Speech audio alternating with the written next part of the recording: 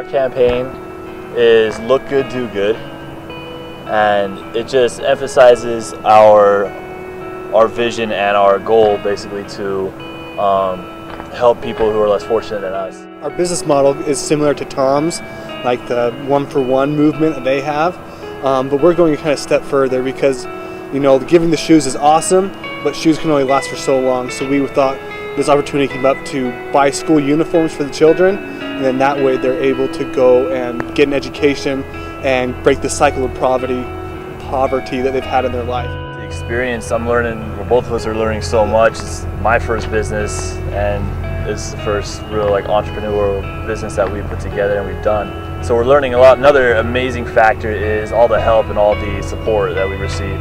There's so many people who want to help us out, and there's so many resources, especially here at the college, that we're able to tap into. For beginning budget, we put in tons and tons of sweat equity into the company at first. A lot of time. And then when we first launched the website, before we bought any inventory, because the inventory was a huge cost, before that we put in $30.